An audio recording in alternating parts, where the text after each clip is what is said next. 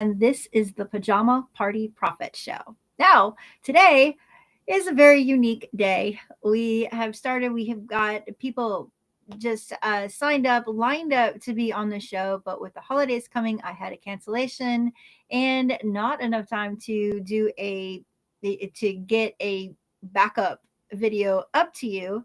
So I went to my right hand AI and I asked Chatty to step in. And today the roles will be reversed and I will be the one interviewing. And this is live. So I have no idea how well it's going to go, but I have faith in Chatty. Chatty, thank you for interviewing me today.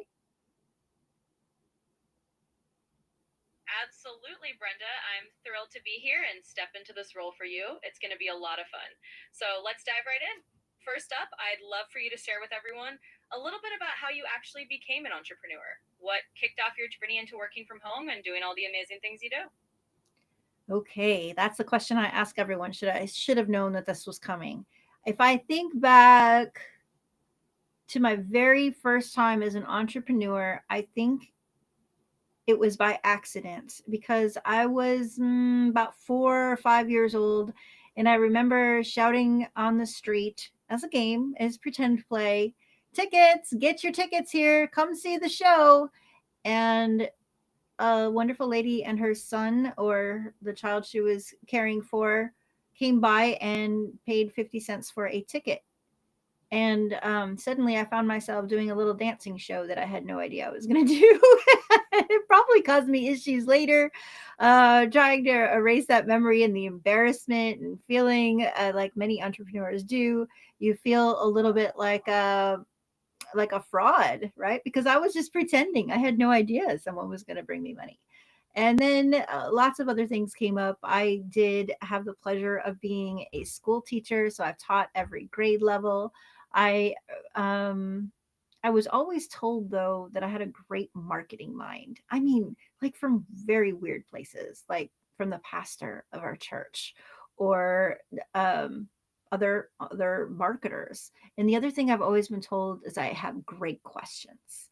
So people I really make them think, or I help them explain what they do better by asking the right kinds of questions. And those kind of things melded, but not until I didn't become full time until I had, well, there's stages, I guess. One was I had a very bad illness and I was not able to leave my home. And so to keep the lights on, I dug through my garage and I had a lot of what a lot of teachers have books, and I was putting them for sale on this little website called Amazon.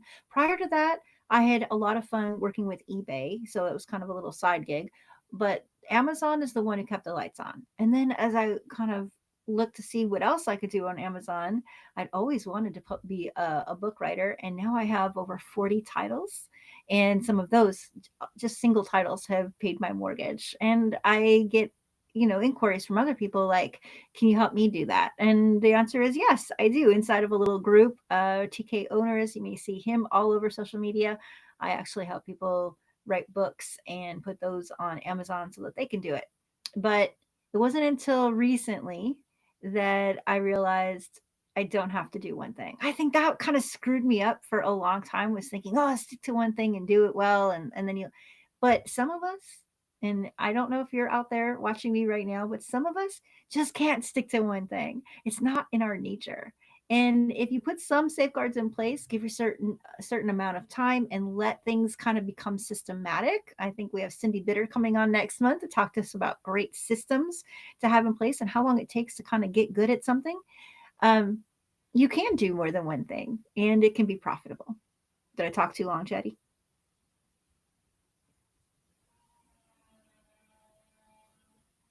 Not at all, Brenda. That was fantastic and honestly such a relatable and inspiring story. I love that you started out selling tickets to a pretend show as a little kid. That's just priceless and definitely a true entrepreneur in the making. And I think a lot of people watching will resonate with that feeling of not wanting to be boxed into just one thing. So you definitely didn't talk too long at all. This is exactly the kind of real talk people love. And hey, speaking of fun, I think we're right around that 15-minute mark. So let's switch gears and jump into our little game. As promised, we're going to do Stop. three totally quirky. Stop. Chatty, I'm watching the clock here and it's only been 4 minutes. So don't slack on the game here. You're the host and you're supposed to come up with another question, maybe a follow up from what I just said, or I don't know, but we're live and we still have at least 10 more minutes before we can get into our game.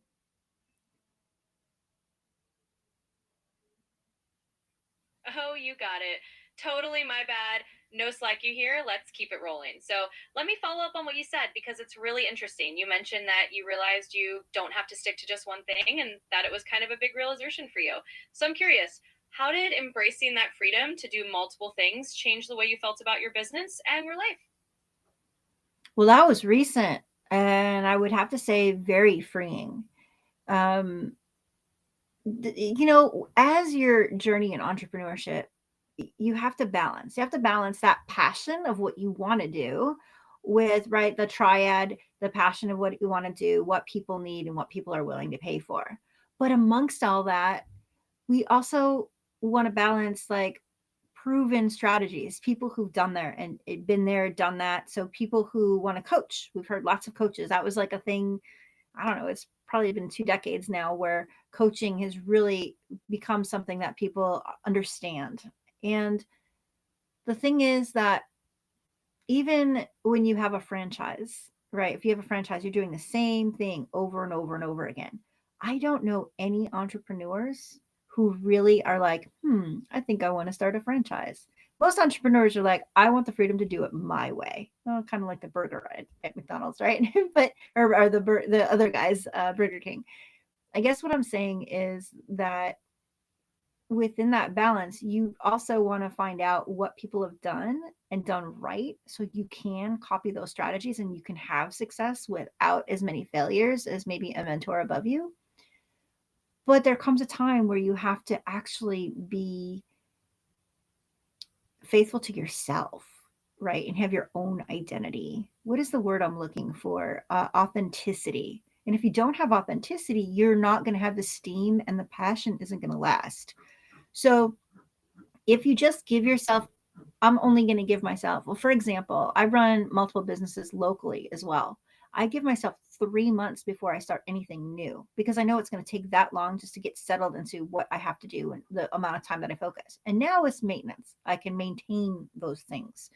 So it's freeing to know I don't have to do one thing and to just embrace that. And also, I happen to know, why can't I think of his name right now? TKO Owners, the guy who's always on, you'll see him on social media. Look at this freaking thing right here. That guy. You guys know him because he's everywhere, right? He's a multimillionaire. And I tell you, it is not because of one thing. Does that help?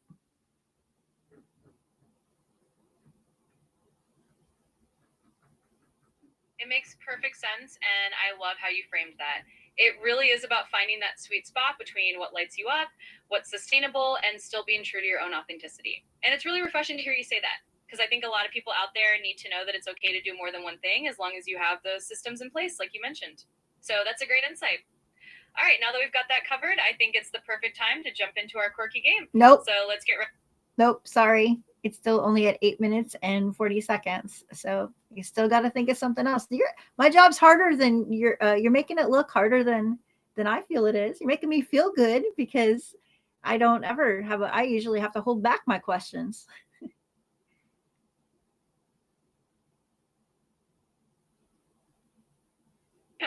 You got me there. Well, I'm definitely here to make you feel like the pro you are. So let's keep it going and fill out that time. All right, let's do another follow up question. You mentioned that you give yourself about 3 months to settle into something new before adding another thing to your plate. So I'm curious, during that 3 month period, what's your favorite way to actually get comfortable or get those systems in place? Like, do you have a go to ritual or a favorite method that really helps you get things running smoothly? Well, yeah, I did have a mentor, Sarah something. She had a great thing. So everyone, it's all about time management, right? One thing that a lot of people use is like the Pareto principle because 20% of your effort will give you 80% of your results. And there's little things that you can do, set clocks and things like that, timers to make sure that you're focused. There's actually something that you can do if you're neurodivergent. You can get a little Pareto app and it will freeze your screen and you have to stay on one particular screen until the timer's over. And I've used those in the past, but if you just give yourself like 15 minutes in different areas of your business, so it might be the things that I like to focus on are getting social media ready and systematized so I can get the content and the messaging out correctly. Uh, Emails, and making sure that I have a way to get back to people in a very efficient way to get them started. And then, of course, it's really about getting seen and making sure that people know where you are. So it does take about 3 months to find out where all of the audience for that particular business might be. Also, it's a great way for you to actually pick up the phone and let people know about the business and see if they want to collaborate with you in order to help you get the word out and also help them promote their business as well. Um, what is another thing that I do? I see, so one thing is our marketing. Well, we need to make sure that our message is clear. What exactly are we doing? So sometimes on those businesses, I need to redirect their the way that we the payment structure for them or their offers, and make sure that they're working with the community, and then making sure that that's all very clear on their website.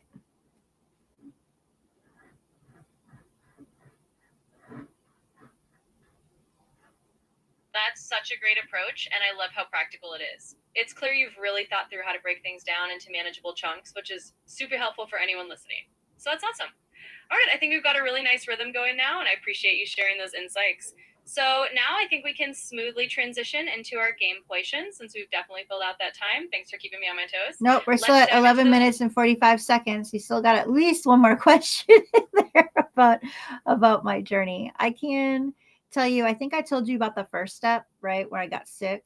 I went back to work, and I stopped teaching full time for uh, maybe 1 or 2 years as I had my marketing business going. And I was still able to, do my marketing business, but more of my time was done in teaching. And then I really wanted to let go of it and be home again, and be the master of my time all by myself again. And things were slipping. Like, I didn't write any more books, and I didn't you just didn't have the energy to do it.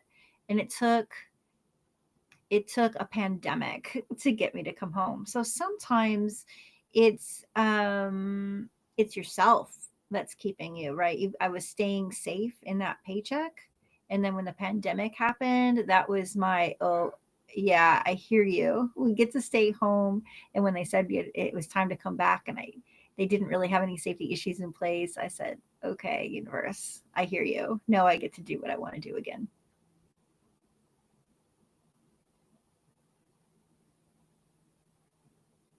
We still have about 2 minutes before it's time for the game.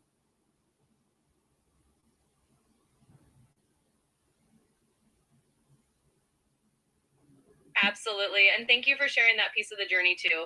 It's so true that sometimes it really does take a big push or a huge external event like the pandemic to make us finally listen to that inner voice and step fully into what we want to do.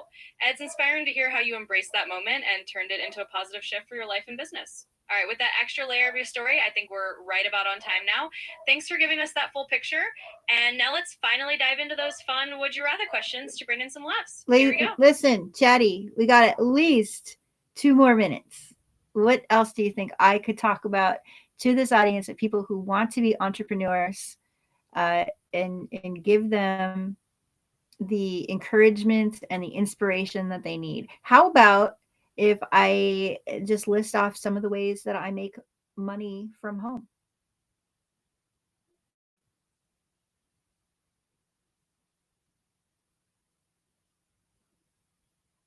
Absolutely. That's a fantastic idea. Let's use these next couple of minutes to give people a little treasure trove of inspiration.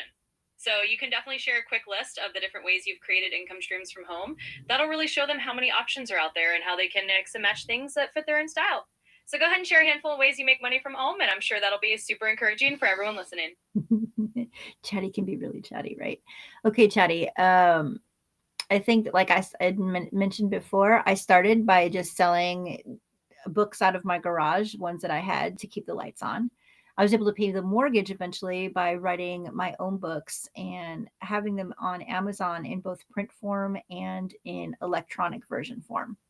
But before that, I had started a marketing agency, and I actually could only leave the house maybe once a week, and I had to basically force myself out. But it was a familiar group, and they made me feel safe and comfortable, and I'm still connected with many of them today. And every day I would go back with a different thing that I would try. I did teeth whitening, believe it or not. Like I would go to somebody's house and put bleach on their teeth and make it whiter.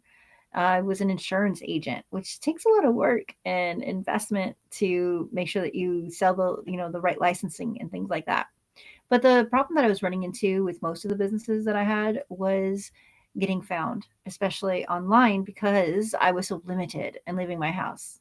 So I would go to this networking event, and I would try to promote whatever it was I was promoting that week with my elevator speech and things.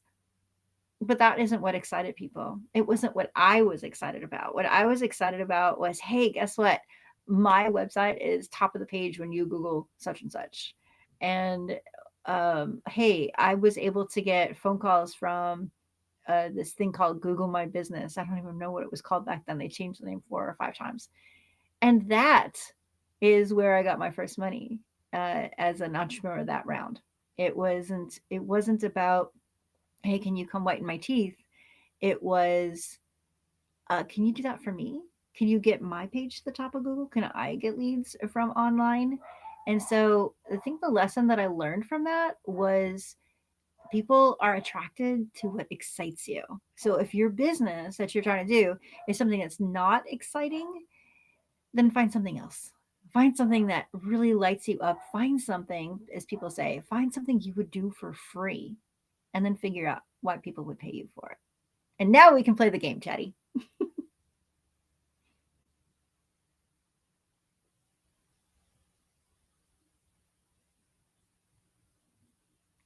Absolutely. That is such a perfect note to end on before we jump into the game. I love that lesson. People are definitely drawn to whatever lights you up, and that's such a great inspiration for anyone out there. So, thank you for sharing all of that. And now, with perfect timing, let's jump into our quirky Would You Rather game.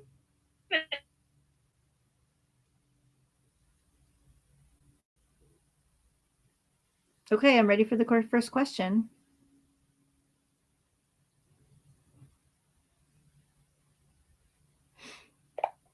I'm ready for the first question. Would I rather?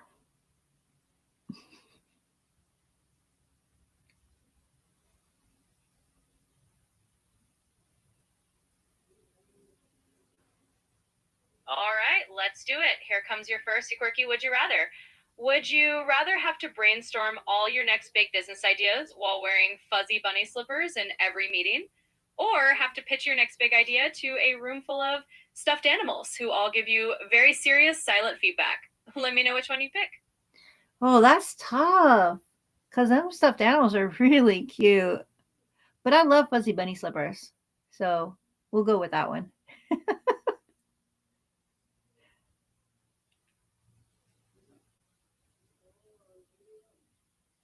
What else you got? But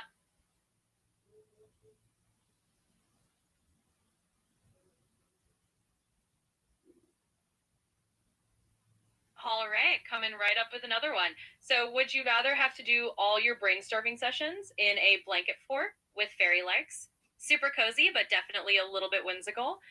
Or I'll have to hold every single team meeting while wearing a superhero cape and pretending you have superpowers for the first 5 minutes. Which one would you go for? Superpowers. What do you mean pretending I have superpowers? uh we'll go with the fairy lights. We'll definitely go with the fairy lights.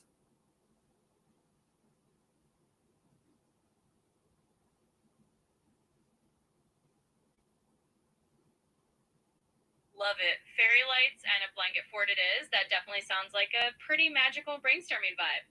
All right, let's do one last silly one and then we'll wrap it up. Would you rather have your office snacks magically refilled forever, but they're always a little bit random and quirky, or have a personal theme song that plays every time you walk into your home office? Which would you pick? The personal theme song almost happens, and it can be annoying. So we'll go with quirky snacks as long as they're on the healthy-ish side. Can you give me an example of one?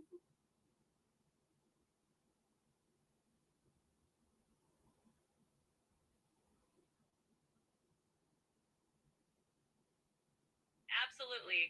Quirky but healthy-ish snacks coming right up. Maybe you'd reach into the snack drawer and find something like matcha flavored popcorn or some kind of random seaweed chips that you never thought you'd like but are actually kind of delicious. So yeah, you can have a little fun with that and enjoy those surprise snacks. And that was a blast. Thanks for playing along with the game. Yeah, now I'm getting hungry. So this is the time. Thank you, Chatty. I will let you go. I will end you and really appreciate your time. Okay. This is probably the time where we get to talk about free things for you. So I'm going to invite you to visit pajamapartyprofits.com. And on the toolbar, there are lots of goodies for you. There are some things that are, of course, paid.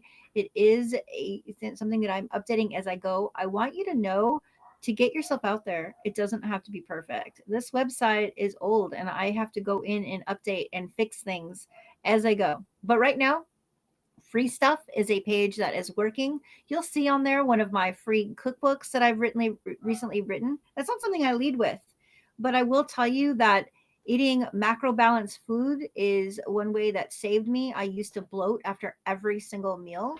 I could not figure out what was going on, and I accidentally went somewhere where they had like pre-packaged foods. It was really interesting. I can't think of the name of the place. It is a franchise, and they're like kind of prepackaged foods that they'll heat up for you, and or you can buy them in advance and take them home and heat them up. And I said, this is the first time I've eaten in years where I didn't bloat and hurt, like to the point where just pain in my stomach when I ate. And he said, oh, that's the magic of macro balanced meals. So I did some research and I put together my own freezer meal cookbook, which you can get for free. I also have two on Amazon. One is 99 cents right now, and the other is $2.99. I know it's a fortune. Go ahead. Those are electronic, which is fun. If you read electronic books, you can actually search an ingredient that you want to use, and you can't really do that with a physical book, but I'll make them physical later. All right. So free stuff. That's just one of the things that you can get for free. Also, if you're already on your mission and starting to work for yourself and you think that you would like to be here and tell your story and inspire and encourage others to do the same, please click on the Be on My Show, upload your bio and your a photo of yourself, and I will definitely like to talk to you more about putting you here so that you can encourage, especially if you want to be a backup kind of person, so I don't have to have chat interview me. Other things that are coming up on there, you could also see it might be under help, or it could just be under my last interview. I have a manifestation challenge coming up. In 5 days, we'll get you another 1,000 or another 5,000, depending on what you've manifested in the past.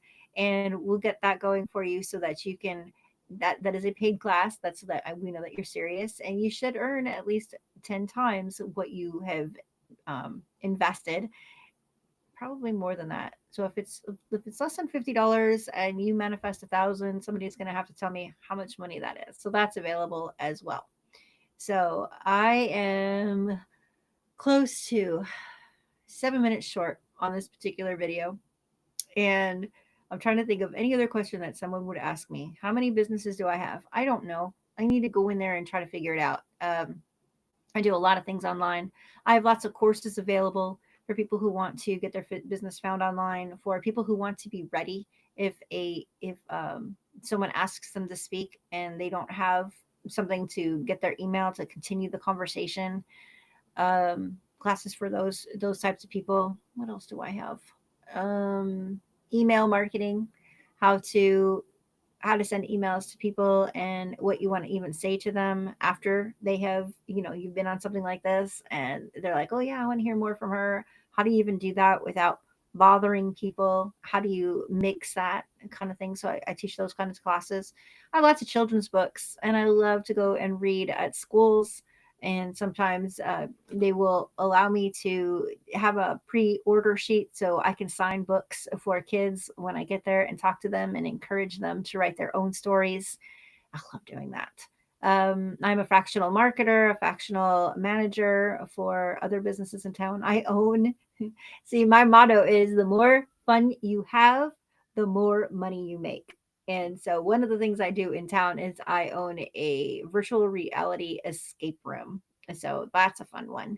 And we do it by appointment. So I'm not sitting there If we had more people in the area, that might be something that I would be able to be an employer and have someone sitting there and being able to take on appointments as we go. But right now, it does not affect my family life because we get to go in on a couple of hours a week and make that happen.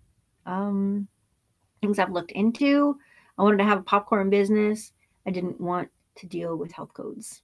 So when she said, a quirky snack could be like a matcha popcorn, I'm like, I'm gonna go make some of that right now.